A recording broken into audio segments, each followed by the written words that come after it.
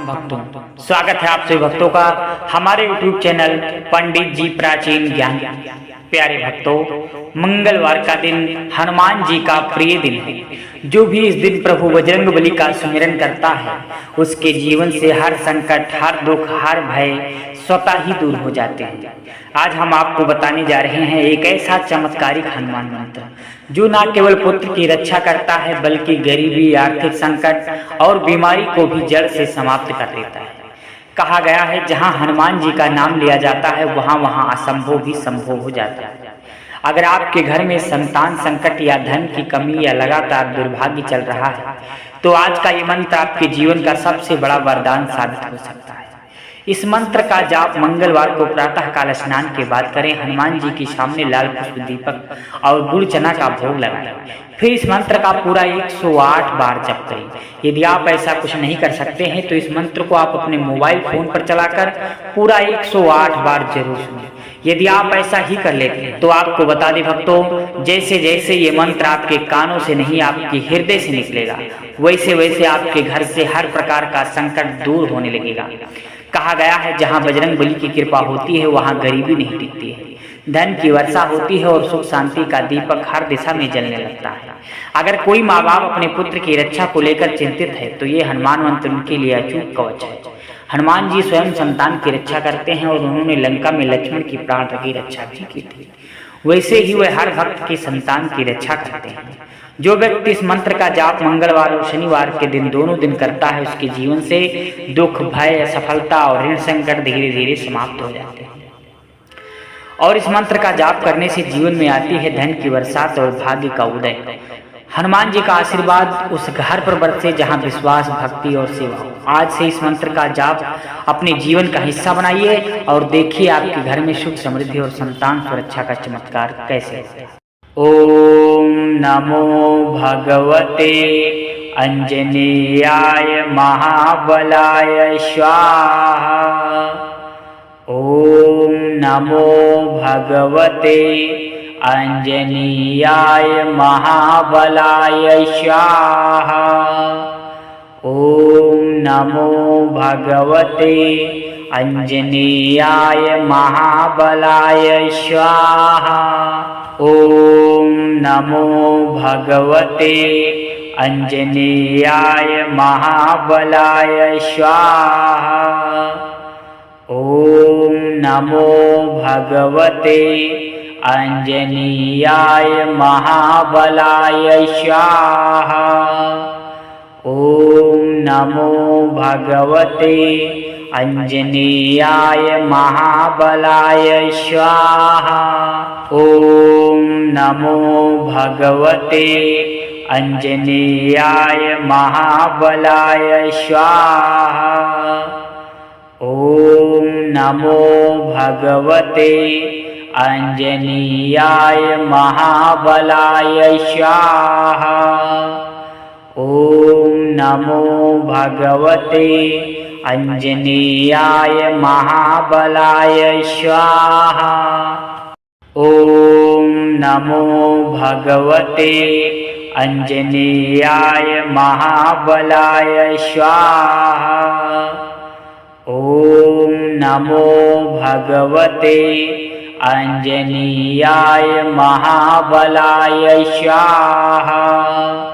ओम नमो भगवते अंजनेयाय महाबलाय स्वाहा। ओम नमो भगवते अंजनेयाय महाबलाय स्वाहा। ओम नमो भगवते अंजनेयाय महाबलाय स्वाहा। ओम नमो भगवते अंजनेयाय महाबलाय स्वाहा। ओम नमो भगवते अंजनेयाय महाबलाय स्वाहा। ओम नमो भगवते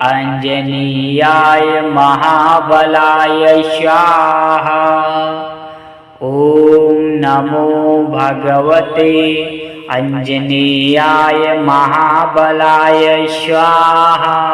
ॐ नमो भगवते अंजनीयाय महाबलाय स्वाहा। ॐ नमो भगवते अंजनीयाय महाबलाय स्वाहा। ॐ नमो भगवते अंजनीयाय महाबलाय स्वाहा। ॐ नमो भगवते अंजनीयाय महाबलाय स्वाहा। ॐ नमो भगवते अंजनीयाय महाबलाय स्वाहा। ॐ नमो भगवते अंजनीयाय महाबलाय स्वाहा। ॐ नमो भगवते अंजनीयाय महाबलाय स्वाहा। ॐ नमो भगवते अंजनीयाय महाबलाय स्वाहा। ॐ नमो भगवते अंजनीयाय महाबलाय स्वाहा। ॐ नमो भगवते अंजनीयाय महाबलाय स्वाहा। ॐ नमो भगवते अंजनीयाय महाबलाय स्वाहा। ॐ नमो भगवते अंजनीयाय महाबलाय स्वाहा।